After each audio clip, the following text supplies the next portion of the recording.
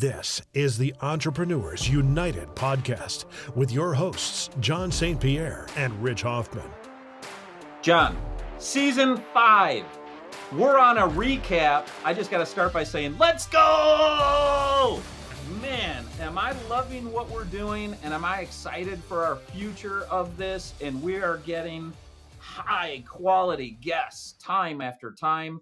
And this is one of my favorite podcasts that we do, where we get an opportunity to recap who are some of the people that touched us most. Not that all of them didn't at some level. And you and I, between the two of us, I guarantee we have over 1,000 pages of notes. But today we get a chance to highlight who are some of those who touched us most over the course of the last year. It's going to be good. Yeah, absolutely. Kicking off the 5th season. Wow. I can remember sometimes I do go back to earlier episodes in like season 1 or early 20s or 50s, and just funny to no mics, not a really good camera. We're just trying to figure this whole thing out, and we're not there yet. That's for sure. But I can definitely see us 5 more seasons from now doing the 10th season kickoff. And maybe when we do that, we may have to recap the top of all time, not just of that year. But for right now, let's recap the episodes that touched us. And I know we each picked 3 or 4 of them that touch us in a specific way. And I think this is a really good episode for people to listen to for this specific reason. Some of these conversations are 45 minutes long, and not everybody gets to listen to all of them.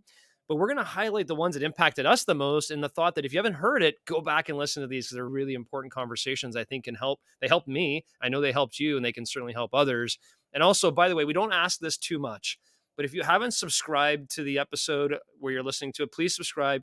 We've never really asked that of our listeners, but it really helps us as we go along the way. The other one we don't ask for this often is, if you haven't rated us, if you're listening to us on Apple Podcasts, if you haven't rated us, please do. I think we have 30 ratings, which isn't terrible. We're not a big, hey, go rate us, we're trying to grow our base. But if you enjoy what you're hearing, please rate us the appropriate number that you believe the podcast deserves, so that word can get out and we can impact more people. So with that, John, I'll kick things off with Chris Mersaw. He was episode 159 for us. And a couple of things I remember about Chris Mersaw are, he had a top grading truth motivator that he recommended be used in an interview process. And what that truth motivator was to tell people that at some point in the interview process, you want them to arrange for a reference call with their supervisors from the past. And the belief that if people know that you're going to ask for that, they're going to be more truthful, because they know there's going to be potentially some fact checking that happens. And people who are A players don't have a problem doing that. As a matter of fact, they're looking forward to that time, because their direct supervisors are going to brag on them. People who are not A players are going to have reasons why it may not work to set up a call with a direct supervisor from the past. Last thing I'll say on the A player part, I don't know if you remember, John, but the definition Chris used of an A player, I love, and I have brought to our business also. Is the person a high performer? Yes or no? 3 questions. Are they a high performer in the role? Do they exhibit the core values? Yes or no? And would you enthusiastically rehire them? Yes or no? If you answer yes to all 3 of those, they're considered to be an A player, as Chris Mersaw would define it. And we went through some of our roster and said yes or no on all 3 of those questions. And it created some clarity on development opportunities, whether it be performance, culture, or values, or something around the fit that someone would not enthusiastically rehire them. And we got some clarity from doing that. Yeah, I think he talked a lot about just what the structured process is. I think you and I have had this conversation many times in the 5 years or 4 seasons, excuse me. Entrepreneurs, and quite honestly, just most companies, really suck at the interviewing process. And we discount it. We try and hire people so quickly, not really realizing the impact of a bad hire and how much that costs the organization financially, emotionally, and also what the ROI is on a really good hire. And I could be wrong. In my notes here, what I had is he said a really good employee will get a return on investment of up to 15 times their base. 15 times. How many of your employees generate 15 times their base compensation? That is a definition of top grading and playing with A players. And I think there's a time of year, and quite honestly, around the beginning of the year, right now when you're listening to this, is really a time you should be assessing your entire org chart and looking at who are your A players, who are your B players, C players, D players, and figuring out how to top grade, how to really stop grading up your team to rise everybody up to the challenge. So yeah, that's episode 159 with Chris Mersaw. I really recommend people going to see that one. The first one that I had, Rich, was episode 129 with Shanna Francesca. Yeah. And this is one we didn't really know what to expect from Shanna from this conversation. Didn't really know her ahead of time really that much. And I think she knocked our socks off. The title of that episode was "Curiosity Did Not Kill the Cat." And as we begin the conversation, if you recall, she brought us through a pretty emotional journey of her upbringing and Do you sexual remember in the abuse. first 2 minutes, she said, I grew up in Yeah. an evangelical Christian cult. And we're Yeah. like, wait a minute, there's some lessons there. Oh my gosh, yeah, and the abuse she had and everything else, and we're sitting here going, "Oh my gosh, okay, this is gonna be really emotional and deep." But you know what it contained for me? If you think about where we live today in this current moment of time, of political conflict, religious conflicts, geographical conflicts with the people across the street. We've lost our sense of community. We've lost our sense of understanding of others. And where Shanna really came from is we need to be curious again. When you're a little child, you're curious. You get to see things in your surrounding. And at some point, we've become so rigid in our beliefs of who we are. We're not willing to listen. We're not really willing to converse with the other side. And in that conversation, we came up with a formula, which was Yeah. very fun. I think Shanna had a blast with it. I think she uses it now in her coaching and what she does. And she actually improved upon it. But the formula we came up with mathematically was, in parentheses, be curious and be open, end parentheses, multiplied by be respectful, be curious plus be open, parentheses, multiplied by be respectful equals intentional leadership growth formula. If you want to be a leader, and your leadership growth formula should be ask a lot of questions, be open, and be respectful. And I don't care who you are in your business, you don't know it all. Your team can really help elevate you if you are open to their opinions. Forget about the community and political issues and whatever. Even your own business, be open to the feedback, because energy isn't lost, it's transferred, she talked about. And you got to transfer that energy amongst your team back and forth. But if you have that wall up, no, it's my way or the highway, I don't listen to anybody else, it's the way I do it, you lose it right there. So really, Shannon really made a big impact on me, and really just thinking about how our world can come together by be curious, be open, and be respectful. Love that. And another takeaway I got from her was with regard to vision, and that what you want to do. And this was her kind of juxtaposing what happened in the evangelical Christian cult versus what should be happening in business, and some of the parallels and what shouldn't be parallel. And but she said, vision. You want to attract people that align with it and not require people to give themselves over to it without question. That you want alignment, not obedience with the vision. And that's obviously language from her experience with the cult. It was obedience and you cannot question. And so I think we asked some questions around what's an appropriate way to have a vision and talk about a vision and enroll people a vision on a healthy side. And it's looking for people that align with it, not requiring they give themselves over to it without question and obedience. So that was another thing, that sometimes either people fit in our vision or they don't. But to require everybody be obedient to it is not the direction we want to go. And I learned that from her. I'll move on to the next one. I've got another one, John, in Jed Lazar on episode 164. He was the one who had Cozy, Juicy, Real, and it was the game that was introduced to me by my Navy daughter, Kaylin's girlfriend, who had an experience with him and played that game where she had done some work. A number of notes I got from him were just the phrase, the ease of inauthenticity, the ease of inauthenticity, how easy it is to not be authentic. And this game that he created went after breaking that ease of inauthenticity. Another takeaway I got was he used Maslow's hierarchy in how he designed the question. So it was cozy, juicy, real. If you remember, cozy were the easier questions. When we parallel that with Maslow's hierarchy, that's more around the world around you. And what are you observing in food, shelter, clothing? What are you observing around you?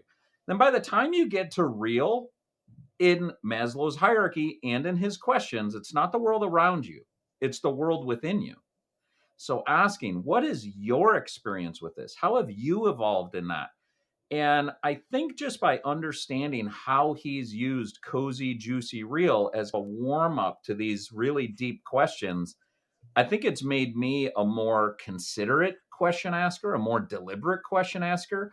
I pay more attention to at what level am I asking and how quickly in the course of our podcast or even in my conversations off the podcast. So that really made an impact on me to understand how we went about that game and why. Yeah, and that was episode 164 with Jed Lazar. And it's fun that we've come to that one right after Shanna's, because Shanna's was be curious, be open, be respectful. And Jed is, yes, do that, but also be cozy, juicy, and real. And when you talk about the ease of inauthenticity, I just want to bring that back again. He was articulating that as a massive problem as well in society. It's so easy to fake it. It's so easy to fake it with friends. Rich, what boggles my mind sometimes, and I'm certainly to blame as well for this, there are people in your life, in my life, and in the life of people that are listening to us that you really don't know. Yeah. You just don't know them because you haven't asked them the real questions. Because you haven't really asked them the juicy questions. You avoid all of those and you just stay in comfy land. You just, how's the weather today? How's it going up there where you will live? As opposed to getting juicy and getting real. And I'm going to share this. If you're listening to this recap episode, I'm going to show you a little bit of a tidbit of what Rich and I have decided to do in 2024 in our episodes. When we bring on guests to our conversations, we are going to implement Cozy, Juicy, Real. So in the green room, before we hit record, we're going to get them cozy. We're going to talk about the podcast, what's going on. But as soon as we hit record, we're going with a juicy question followed by a real question within the first few minutes of the conversation. We're changing that formula up for the entire duration of 2024 to see how that works, because way too many times we hit record and we're asking them a comfy question and another comfy question, and 15 minutes later, we're getting to the good stuff. We want you guys to get the good stuff right away. So we're actually changing the entire format of the Entrepreneurs United podcast based on this conversation with Jed Lazar, cozy, juicy, real. John, I want to add one more thing. At the risk of belaboring our conversation about Jed, I want to share with you a conversation I had with my brother just 2 nights ago, talking about setting things up for family events. Yeah. And we were talking about just our different takes on things. And when we have our entire family and friends and everybody, and there are like 30, 40 people there, I said to my brother, I'm not as comfortable. There's too much going on. I can't really pay attention to it. I prefer to isolate myself in a conversation so I can pay attention and I can actually get to know somebody and we can have real conversation. And of course, my brother laughed and he's, oh, another thing that we're opposites on. I love going around and bit bopping around and just chatting with everybody, which Jed would say that's a cozy conversation. He loves bit bopping around and chatting with everybody. And he actually does not like somebody isolating and cornering him in a party because then he can't bit bop around. So it's another one of those, just we bring these podcast concepts into our real lives and they touch us in ways. And I had an opportunity to talk to my brother about this just 2 nights ago. And we kind of level set how we work differently, and that's okay, and how we observe each other when we're at a gathering together, and that we're different, and that's okay. And here's why. And it was really good. All right. I'm gonna keep going on this thread because you just hit me with this one. The Entrepreneurs United Empowerment Experience in Austin. I think one of the reasons why people walked away from that event just blown away with the event itself was because they were able to have cozy, juicy, real conversations with people in a period of time. There were some pretty emotional moments throughout 48 hours of people having deep conversations and connection that I think led to the huge success of that event. Can't wait to see where that goes. But your cozy, juicy, real is everywhere. Stop being inauthentic. Ask the real good questions and be open to answering them yourself. I think that's a very important one. Episode 132. Be the one mentor that changes everything. with Ted Ma. I saw Ted Ma last January, so a year ago this month in Atlantic City. He came to speak as a keynote speaker at one of our conferences. And he challenged people to stand up and declare something so bold to everybody in the room. And at that point, I hadn't told anybody that I was writing my book. And I stood up and I said, this year I'm going to write a book. And I didn't know Ted at the time. He didn't know me. I just decided to stand up in front of 150 people and say, I'm going to do this thing. Because I knew if I publicly declared it, I'm screwed. I got to do this thing. And we developed a relationship from there. And we had him on this episode. I think you had him at the CertaPro conference. Yeah. And I love his message from the heart about you do not pursue success. It attracts you. Are you a manager, a leader, or a mentor? That one hit me like a ton of bricks, Rich. I've always seen myself as a leader. I never really saw myself as a mentor. I saw myself as a leader. I always called myself a leader. I now call myself a mentor. I am a mentor because there's a lot of people that are managers, a lot of them. But until you can graduate to that leadership phase, you're tapped. And until you move that mentor phase, you're tapped. And so that really connected with me and trying to really help my leaders or leaders I work with to become mentors is something I really focus on. And then how do you rate yourself? So if you're listening to this, just think about these and rate yourself real quick. And if you write them down, write them down. But how would you rate yourself on a scale of 1 to 5? Honestly, genuinely, no one's going to see it. Just answer it for yourself on these 5 traits. Are you a role model? Are you an active listener? Are you empathetic? Are you trustworthy? And are you a lifelong learner? Those are the 5 most important traits to becoming a mentor. Are you a role model, active listener, empathetic, trustworthy, and a lifelong learner? Rate yourself on a scale of 1 to 5. How did you do? And seek to improve those areas if you want to move from manager, leader to mentor. And I remember based on that 1 to 5, there were also behaviors. And I have a few behaviors that Ted gave. Invest in the relationship. Where are you at on doing that 1 to 5? And maybe go relationship by relationship. How are you doing in investing in a relationship with this individual? Equipping people with tools. How are you doing that? And then assessing the progress of that team member.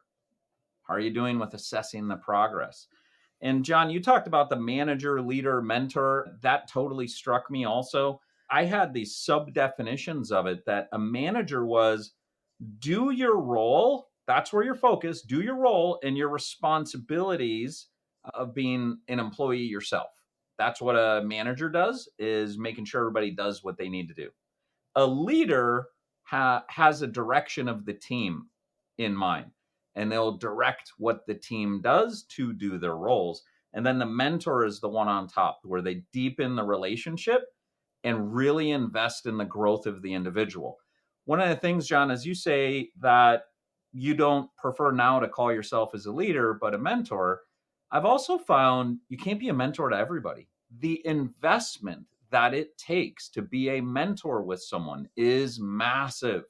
And I don't remember from my notes, but I believe Ted even talked about you can only mentor, I think it was like under 10 people at a time if you're going to do it effectively. You can't really mentor 100 people.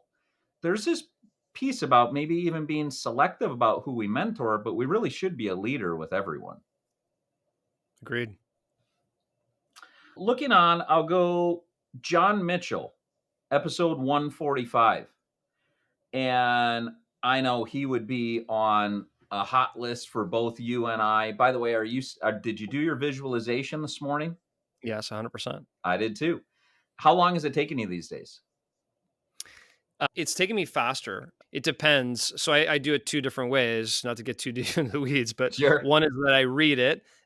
Reading it will take me more than 12, around 15 or so. But then I also have it recorded as an audio. So this morning was a real tight schedule. I listened to it on my way to go work out. And I can also put it on a 1.5. I was just going to say, do you listen to that at 1.25 or 1.5? Yeah. So I can get that done in 10 minutes because the recording is actually like 17 minutes or so. So I get done like 10, 11, 12 minutes listening. Yeah. I am 12 minutes on reading it if I read really fast and I'm reading the words I'm not really deeply comprehending. I'm 18 minutes if I am reading and really comprehending and internalizing. What we're talking about, for those of you that haven't heard of John Mitchell or been part of that episode, is John has a formula for the science of success. And part of that formula that he said he was really struck when he came to understand that daily actions determine one's success in life. And 95% of daily actions are unconscious. And he said he couldn't get over it. If your success in life is determined by your daily actions, but 95% of your daily actions are unconscious, what am I left to be able to do? Like, how do I control my success?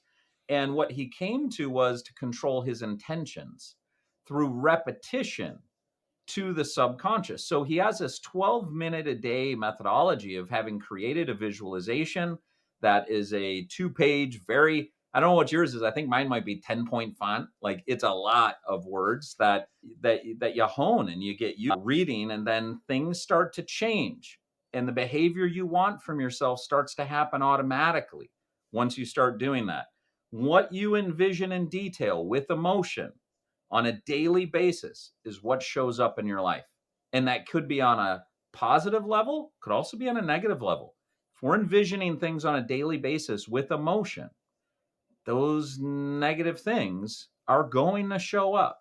And the opposite is true on the positive. So I have personally experienced some transformation about how I work and who I am, and been able to be more deliberate through using John Mitchell's methodology. And I'm so thankful for that.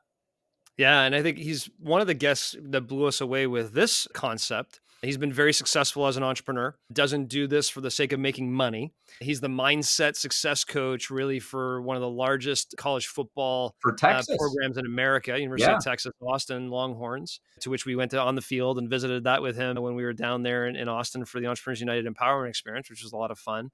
But I think, Rich, he was what caught my attention with him right off the bat was, listen, my coaching is if you don't double your income in the first year, you get your money back. So I'm in this if I don't get results. And so he's very selective with who he works with, which I love. And if you're an entrepreneur and want to double your income, you got a money back guarantee to learn this system. And so you and I are like, yes, please, let's go. Let's figure this out. And we worked with him for 8 weeks or so, coming up with our methodology, went through his courses, got everything trained, met him in person, spent time with him. And he really made an impact in our year in 2023 and will have an impact beyond. But I just want to give this particular example. Here's the secret to success. It's your reticular activating system. And 9 out of 10 people don't even know what their reticular activating system is. But as a human, you got millions and trillions of variables that are coming at you in this simulation called life. I went to work out this morning, and there's probably things going on all around me as I'm driving to the gym I didn't see. But I can believe me, if my wife said, hey, we want to buy a new Ford Bronco, I would have noticed every Ford Bronco on my way there because my reticular activating system would have been looking for it. So if you want to train your mind to be successful, what you envision in detail with emotion will come up in your life. It's because if you envision it, it will go through your reticular activating system, which is the filter for your mind, and you'll start noticing those things. So if you want to be better at sales, you want to grow your business in this particular area, if you envision that in detail and what you're looking for, you'll start seeing the patterns show up in this matrix kind of simulation we live in. You'll start seeing them and be able to execute on them. And to me, that was magical. And so now my reticular activating system is locked and loaded on what I'm looking for in life, and it's starting to show up, and the system works. I know you and I have talked about it. Like, Yeah. it works. I am now seeing things I wasn't seeing before. Yes. Because I'm training my mind on a daily basis with this visualization. It just knocked my socks off. I love John and everything he taught us, and I can't wait to keep seeing how it manifests in my life. John, I got to ask, sorry, why did you pick a Ford Bronco as your example? Because my wife just bought a Ford Bronco. Did she? Yeah. Okay, good. So you were able to just get that while you were on the flow because it's part of your reticular activating system is this Ford Bronco. You didn't Good example. say, yeah, that's interesting because just the fact that you use that Yep. is almost proof that's in the back of your mind ready to access. 100%. It's very true. And that's episode 145 with John Mitchell, The Science of Success. Okay, next one. Episode 148, Nick Sonnenberg. This one's going to make our partner and producer, Erica, very happy. This is one of her favorite episodes of the year. And he wrote a book called Come Up for Air. And what I loved about that, and I loved about our conversation with Nick, is this idea of hours. And I've had this debate with a few people in my career. I'm sure you have as well. We only have 24 hours in the day. You cannot create a 25th or 26 hours. You only have 24. However, there are people that live each and every day with, I don't have enough time. I don't have enough time. I'm stressed out. I'm this, I'm that. How do you optimize that time that you have and that you're given to optimize everything you want to manifest in your life? Back to what John Mitchell talked about. What do you want to manifest in your life? And how are you optimizing your time to be able to go get it? Because I truly believe you can create more time. I don't mean more hours in the day. You can create more time by how efficient you are and how effective you are by the use of your tools, your technologies, everything that you have available to you. And way too many times we just keep marching down this road. And at the end of the day, we're exhausted. We don't have enough time to do the things we're supposed to do. You end up in that feeling. And Nick Sonnenberg's book, Come Up for Air, talks about the CPR methodology that I really liked as well, which is communicate, plan, and source. Communicate what you got going on, be very clear what you have happening, plan it out in advance and resource it appropriately, and try and find time within your schedule to just be more efficient. And there's a lot of tools out there, software tools, how you manage your email, we talked about a lot. That's probably 90% of people's time is just wasted in this gravel pit of email. And you and I both know the Stephen Covey, Big Rocks, Small Rocks, Gravel, right, video, which by the way, if you haven't seen that, just research on YouTube, Stephen Covey, Big Rocks, and you'll find the video. This video from my 1980 on time management is the tool, right? Are you positioning your big rocks in properly first, then the smaller rocks, then the gravel? 90% of people are just dealing with gravel all day long, have no time left. They cannot come up for air. So to me, that episode made a big difference. I think some of our teams, by the way, companies, all bought the book Come Up for Air and read it as a group. So episode 148, Nick Sonnenberg. A couple takeaways I got from Nick. One of them was the brain is for having ideas, not holding ideas. I'd never heard that before, and I haven't heard it since. And as I re-reviewed some notes, that's interesting. So it's not all about just retrieval of information for our brains. It's about having ideas. It's about being creative. The other one that I got from him was using artificial intelligence as our first draft partner.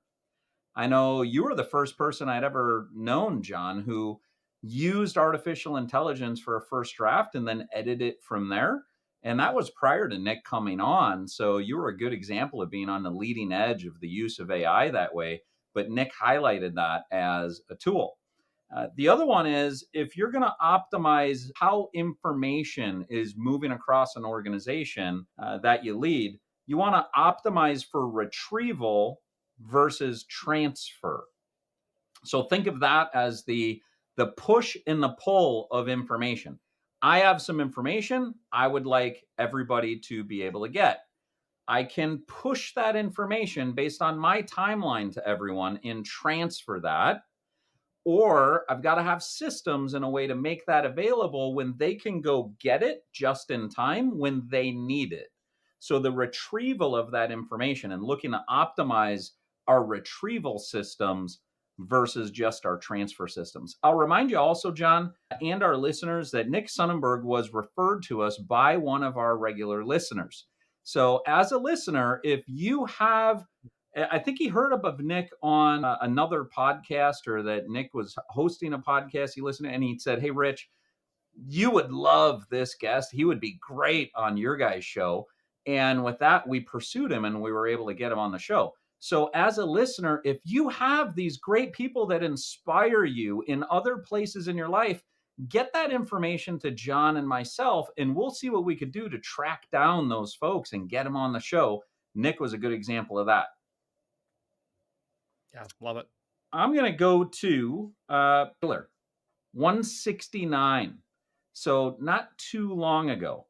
Pete Taylor, the big thing that he opened with was untwisting the minds of men, or untwisting men's minds. And some stuff that stuck with me from that was he talked about raising the standards. One of the things that stuck with me, as a matter of fact, I just said this a day or two ago to my wife, Shelby, is, am I creating the man I admire? There was something, I don't remember in the moment, otherwise I would share with you. I have no problem being open. There was something that was relevant to my conversation with Shelby. And I said, I need to do what the person I would admire would do in this situation. And by thinking that way, it gave me clarity on what to do next. And that was straight away from Pete. And that was just in the last day or two. Pete has three pillars: the body, the brain, and the backbone are the three things he works on. And on the body part, I think I mentioned this in our recap, John. On the body part, I'd never heard anything so cleanly from anyone ever when he crystallized what he meant by the body: eating, moving, sleeping. Those are the three components of having a healthy body. That's it. And when you think about it, that is everything. If you can optimize eating, moving, and sleeping, even taking vitamins is a form of eating. Exercise, obviously, that's moving. My father, who's 76 years old and is now for the first time this year going to a trainer, a personal trainer, and he's doing it for longevity and mobility. That's moving, obviously. So whether it be weightlifting or just mobility. So this eating, moving, sleeping, we want to optimize that. In part, I've thought, so we can move on in life and solve bigger problems than having to continue to repeat how we're eating, moving, and sleeping. If we could just crack that code, imagine the problems that we'd be able to solve in our lives if we could just master our eating, moving, and sleeping. Yeah, when you think about it, again, not to keep plugging the Entrepreneurs United Empowerment Experience in Austin, but we had Dr. Cap who flew down to see us from Fountain Life Yeah. and talking to us about lifespan and health span and what's going on in medication and preventative as opposed to, proactive medicine as opposed to reactive medicine. And when he talked about health span, he really talked a little bit about what Pete Taylor talked about. The three P's, right? And optimizing and being very disciplined in these three P's will improve your health span, period. End of story. Physical, the body and how you do all of that kind of stuff. Sociological, the mind and how to develop that mind, and the people, your supportive environment. So I really believe the three P's, physical, psychological, and people, were really something that came out of that. And sometimes when he was talking about, we're all like little boys or little girls in bigger bodies Yeah. sometimes. And we need to be curious. We need to develop these areas in order to improve our happiness in life and our fulfillment. Because when you're operating on all cylinders in the body, brain, backbone, in those areas, you'll perform your best. And so, yeah, that was a great conversation, 169 with Pete Taylor. John, as a And reminder of a quote from Pete that sticks with me yeah, also is, the business will only grow as much as you do. yeah, I love that. What a memorable, witty way to say, you are the bottle cap of your business always. And if you're Yeah, not growing and learning and stretching the boundaries of what you're yeah, capable of, your business is going to limit out at your growth. So yep. don't let that happen. And Pete goes at that with the clients of his. Yeah, absolutely. And my last one here is 171, Kira Brinton. Yes. That one's close to home, a publisher of the $100 Million Journey. Met Kira this year as I was going through the book writing process. She became my coach, my mentor, my publisher. Spent time with her in Austin. You got a chance to meet Kira, and we had Yeah. her on our podcast. Just a shining light of optimism and positivity and Oh my God. love and everything that she brings to the table. And the one thing beyond the fun and the laughter that as she helps activate, the fun and laughter that she brings, as she talks about it, activates that creation within you, right? Brings it out. But there's one thing we talked about in that conversation that I think we should talk about a little bit more from a recap perspective is, how do you get into flow state? Mm-hmm. The number one question I get: how long did it take you to write your book and how hard was it? It took a long time and it was hard, but that's the number one question I get from everybody. But I can remember the moments when I was in flow state, and Kira helped me get there, from breathing, thinking, and okay, go. And what flow state means really is when you feel your best and you're performing at your best. But there's this acronym that Jim Quick, you may know, uses. He's a mind master, Yep. but Yep. it's CT. And when you're in flow state, what that means is you lose all sense of self, and meaning you don't you really think about, oh, my butt's hurting because I'm sitting here too long, or I'm hungry, or whatever. You're just like, you lose sense of what's going on. You lose sense of yourself. Kira called it uncapped creation. That was a way to look at losing sense of yourself, is just an uncapped, unhinged creation. Okay, perfect. I love that. Okay, yeah. So you're unhinged. You're not thinking about any of your bodily situations. You don't have to go use the bathroom. You're just like you're going, right? You don't Yeah. really care what anybody else thinks. You're just in that state. So the self is S. E is it's effortless. You're just going. It's not hard. You're just moving and you're flowing through things. And the T in SET, self, effort, is time. You lose all sense of time. You get to the end of it, like we're doing in this podcast potentially. And oh my gosh, I can't believe that just ended. We do that a lot, right? It just goes by boom because we lose all our sense of self where it's effortless and the time just flies by. And think about times where you've been in flow state. Maybe you're working on a business plan, or maybe you're working on a sales pitch, or maybe you're working on a book, or maybe you're playing a game. Maybe you're playing a game of ice hockey or a game of pickleball, whatever. The time just goes by like that. It's effortless, right? You're not really worried about any other things going on in the environment and you're in flow state. How can we get into that flow state more often is really where creativity happens, where magic really happens. It doesn't matter if you're writing a book or doing something else. How can we get more in flow state as entrepreneurs, as leaders, as business people? Comes back a little bit to Nick Sonnenberg and coming up for air and having the time to really focus. It comes back to time blocking and things you need to be doing in your schedule and making sure you have the time blocks appropriately to get yourself in the flow state, as opposed to running from meeting to meeting. You never really have time. But there's a lot of things there with Kira that really made a huge impression on me and will for a very long time. Kira's mission, as a reminder, is to bring forth authentic authors. And when we asked her about that, she said that she interviewed her authors. It's one of the things I really appreciate about her work is she's not doing her work just to make a buck. She's doing her work as literally a calling of hers to bring forth authentic authors. When she interviews authors, what she's looking for is this somebody who's really saying, I need to write a book? Or is this somebody who's inspired to write a book?